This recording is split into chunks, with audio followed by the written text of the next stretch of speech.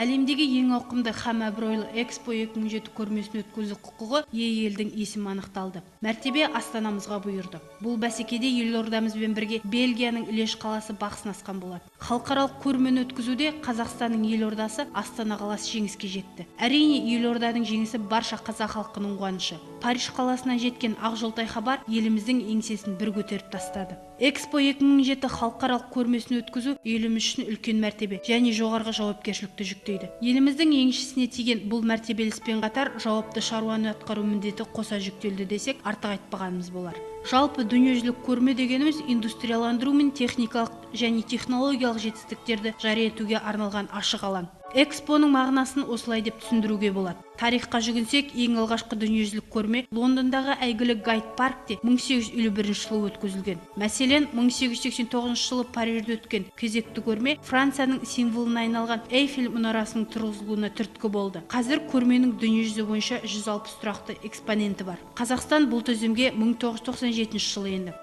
Енді экспоны өз елімізде өткіземіз. Бәсекеге түскен шаһардың жеңісі олардың дайындық деңгейі, ұсынып отырған тақырыбының өзектілігіне байланысты болды. Экспо 2007-нің елордамызда өткізілуін халықаралық көрме бюросына мүше мемлекет өкілдерінің көпшілігі қолдап дауыс берді. Еліміз ұсынып отырған тақырып болашақтың энергиясы. Ендігісінде қуат түрін өткізудің жаңа балама тәсілдеріне жан бітіріп, әлемді таза да залалсыз энергия көздеріне бет бұрғызатын дәуірдің табалдырығын аттатуға ықпал етпекпіз. Талапқа сай көрмені өтетін 3 ай ішінде Астана қаласы әлемнің 100 мемлекетінен 4 миллиондай адамды қабылдай алуы тиіс. Сәтін салса, көрме өткізуге $1,5 миллиард бөлінбекші. Ал енді елестете беріңіз, бұдан былай біздерде де Эйфель мұнарасынан кем түспейтін тағы зәулім сарайлар салынады. Әрі олар іс-шара біткен соң қарапайым сіз бен біздің игілігімізге жарайды. Ұлттың мақтанышына айналады. Жаңашылдығы және келушілер саны жөнінен ауқымды саналатын Экспо көрмесі 2008 жылы Испанияда, былтыр Қытай елінде өтті. Ендігі кезек 5 жылдан кейін қазақ еліне келмек. Ендеше сәтін салсын дейік.